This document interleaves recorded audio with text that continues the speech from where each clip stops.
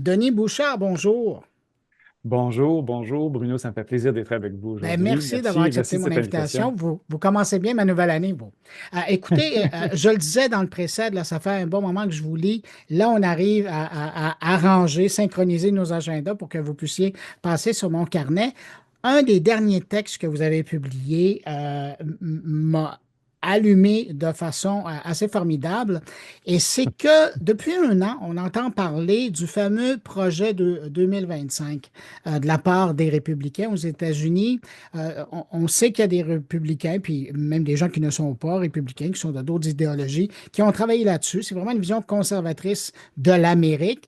Et tout le long de la campagne électorale, Donald Trump semblait se distancer du document. Cette semaine, il est devenu, il n'est plus élu, il est le président en place aux États-Unis et déjà avec certains ordres exécutifs, on commence à voir sortir quelques éléments de ce fameux projet 2025. Alors, je me suis dit, vous, ce que je trouvais intéressant, et j'avais vu personne, autant dans la presse américaine que dans la presse canadienne, le faire, c'est de s'intéresser aux enjeux numériques de ce projet 2025. D'abord, qu'est-ce qui vous a interpellé? Comment vous avez été curieux à ce point-là de passer à travers le document et de regarder ça d'un angle numérique? D'abord, mes premières lectures du document, c'était peur.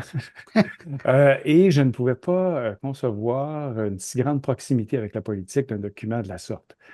Comme par exemple, jamais personne n'aurait pensé que Steve Bannon, un homme qui a beaucoup milité en Europe et un peu partout dans le monde, dans divers mouvements, de la halte droite, Mhm. deviendra un conseiller principal d'un président. Ce qui Alors, s'est avéré dans un premier mandat de Donald Trump. ce qui s'est avéré dans un premier mandat. Alors, Russell Vought, qui est co-auteur de Project 2025, vient juste d'être nommé à la gestion des budgets de la Maison-Blanche. Et on sait que Kash Patel, le PDG de Truth Social, a aussi occupé des fonctions très importantes à la Maison-Blanche et a aussi participé à l'élaboration de tout ça. Alors, quand on veut vraiment comprendre la valeur d'un document, ben, on essaie de voir la biographie des auteurs. Et Qui quand sont la les biographie auteurs? des auteurs sont souvent reliées à la personnalité qui a été élue, ben non, je pense que ça mérite une deuxième lecture. Alors, le gouvernement canadien qui fait face aux tarifs pourrait peut-être trouver des choses intéressantes à lire, ce qui n'est plus des balivernes. Est-ce que ça a déjà été des balivernes? Je ne le crois pas, en tout cas pas pour les gens qui ont écrit cela. Mais quoi qu'il en soit, ça mérite une lecture et cette lecture peut être inquiétante. Bon, maintenant, le numérique. Oui, parce que Euh, justement, c'est pour ça que je vous interpelle, parce que sinon, oui. on pourrait faire une Oh, longue absolument. discussion sur le projet. Absolument. Mais c'est le Mais vous, sujet qui vous nous êtes intéresse, vous et intéressé moi. sur l'aspect numérique de la chose. C'est ça. Alors, d'abord, le premier aspect qui est surprenant, c'est celui sur la liberté d'opinion, bien entendu. Et les défis sur la réforme sur la liberté d'expression et les positions de non-intervention sur le discours politique pour la liberté d'expression est quelque chose qui est très valorisé à l'intérieur de Project 2025. Si bien que quand on voit assis devant le président lors de sa cérémonie d'assermentation, des gens comme Mark Zuckerberg et Elon Musk, pour ne pas le nommer, etc., qui ont des positions quand même assez bien exprimées, en tout cas dans le cas d'Elon Musk et de Mark Zuckerberg un peu plus Très récemment. nuancées, mais tout de même, Mark Ouais. Zuckerberg a fait une déclaration qui m'a ébahi quand il a dit, par exemple, et qui est en ligne, qui est aussi dramatique que toutes celles qui ont été faites par Elon Musk, mais qui est passé un peu sous le radar, et qui dit, voyez, les technologies actuelles, nos datas scientifiques, les meilleurs au monde pour Meta qui gère les conversations des gens, ils ne sont pas en mesure de pouvoir bien élaborer des outils de contrôle des conversations. Tandis que quand on regarde les outils utilisés, par exemple, par des firmes de relations publiques ou des firmes de marketing pour être capable d'analyser avec des outils de langage naturel les conversations, les emojis et tout ce qui s'ensuit, on est capable d'en tirer des données psychométriques extrêmement précises et des conclusions extrêmement précises. Alors, comment se fait-il qu'on ne puisse pas modérer, puis d'un autre côté, dire, On est ben capable voici, d'analyser quand on est à voici nos l'externe. outils publicitaires et de relations publiques. ou politique extrêmement efficace. Vous savez, Cambridge Analytica existe encore, sous des formes différentes, mais avec une plus grande Le efficacité. savoir-faire est toujours là, oui. Exactement, oui, c'est Ouais. raffiné d'ailleurs. Alors donc, de dire ça est burlesque, surtout quand on sait que l'intelligence artificielle est quelque chose qui est en amélioration continue. Surtout quand on sait que l'apprentissage profond est quelque chose qui est une technologie extrêmement efficace, et d'aller dire cela publiquement est une aussi grande énormité que tout ce qu'Elon Musk a pu dire jusqu'à maintenant.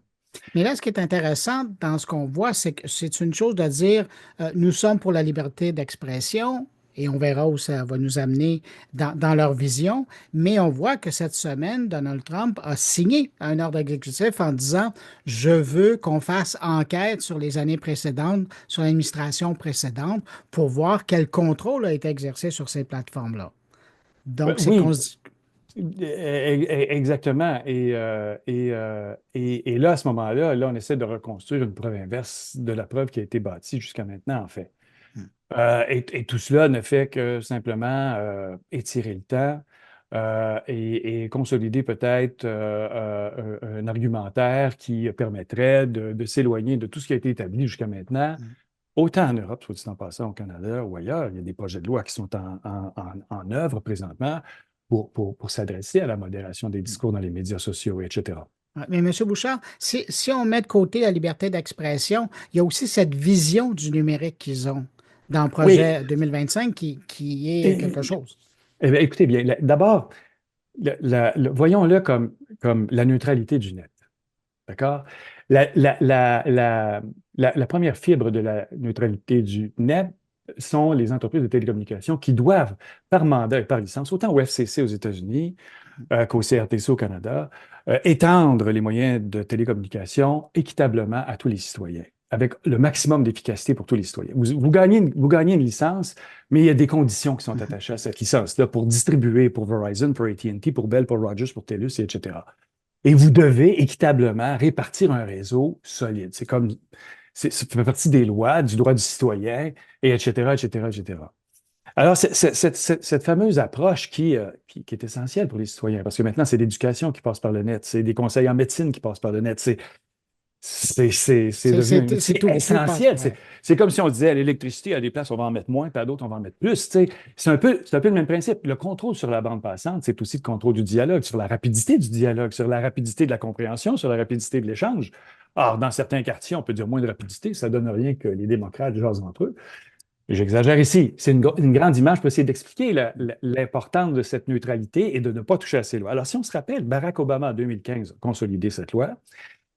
Ensuite, Donald Trump, dans son premier mandat, l'a retirée. Et ensuite, Joe Biden est revenu, l'a remise. Et je serais prêt à parier avec vous que très bientôt, il y a de bonnes chances qu'elle disparaisse de nouveau. Alors, voilà un autre argument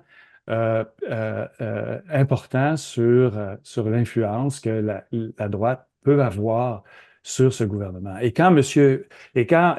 Trump nous dit, ah, savez-vous, j'ai une bonne idée tout à coup, on va faire 50-50 pour que TikTok puisse revenir en ville. Hein? On va trouver 50% un acheteur américain, et en ayant un acheteur américain, 50%, TikTok va revenir en ville. Ben, vous savez que depuis le début des années, je pense que c'est même les années 30, 40, 50, la FCC exige que pour que vous soyez propriétaire d'un réseau de télécommunications, il faut que les actionnaires soient en majorité américains. Même chose pour la loi canadienne.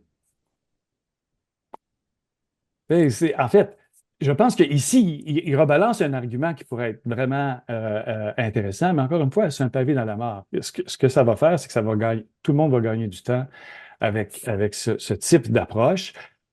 Son approche est peut-être plus défendable au point de vue international, plus défendable aussi au niveau de la Constitution américaine, puisque c'est déjà des règlements existants. Mais après ça, il faut projeter ce règlement-là. Il faut le projeter en se disant, OK, ce que les Américains sont en train de dire, ça veut dire que tous les médias sociaux, toute la télécommunication qui va rentrer chez nous devra être notre propre propriété. Ça veut dire que si vous bâtissez une plateforme étrangère, que vous êtes situé au Canada et que vous voulez que cette plateforme-là puisse entrer aux États-Unis, il va falloir trouver des actionnaires américains. Ben, là, M. Bouchard, vous m'amenez à ma dernière question. Et il est clair quand je vous écoute que, puis vous l'avez mentionné dans certaines de vos réponses, tout ça va avoir des conséquences pour le reste de la planète. Parce que de toute évidence. sachant qu'à l'heure actuelle, dans le paysage dans lequel on vit, là, les gros joueurs sont américains, toute décision de contenu, d'orientation, de possession qui se prend sur le territoire américain, ça va percoler sur le reste de la planète. Bien évidemment, lorsque vous vous présentez devant Netflix, que vous vous présentez devant Meta, que vous vous présentez devant n'importe quelle plateforme et que vous êtes le CRTC et qu'il y a un gouvernement de Donald Trump qui est au pouvoir avec les conseillers qu'on connaît, ben peut-être que quand vous présentez cette loi-là, vous voulez peut-être faire un petit détour avant de parler des tarifs et ensuite parler de liberté d'opinion. Et sachant très bien que vous avez un gouvernement ici qui a fait des déclarations quand même assez claires et qui a un conseiller, d'ailleurs, principal lié au président qui a fait des déclarations assez claires, inévitablement, politiquement, tout ça peut avoir des effets importants sur certains projets de loi en cours. Si je fais appel à votre sagesse, qu'est-ce que le Canada et l'Europe doivent faire pour le moment? S'unir, C'est- s'unir. Ça sera le mot de la fin. C'est beau. C'est bien fini. Denis Bouchard, je rappelle, vous êtes professeur médias communication numérique au Collège de la Cité à Ottawa. Vous êtes également, et c'est important de mentionner, ex-conseiller au CRTC. C'était un plaisir de vous accueillir et j'espère que Merci. ce n'est pas la dernière fois. Vous savez, je vais vous renvoyer une invitation parce que j'ai beaucoup de mes étudiants qui vous suivent. Bon, Alors, je vais vous renvoyer une invitation et vous inviter à les rencontrer prochainement. Je vous remercie énormément de cette invitation. ben, ça me fait plaisir et ça me fera plaisir d'accepter cette invitation-là. Alors, je vous dis à la prochaine. Au revoir, merci. Au revoir. Au revoir.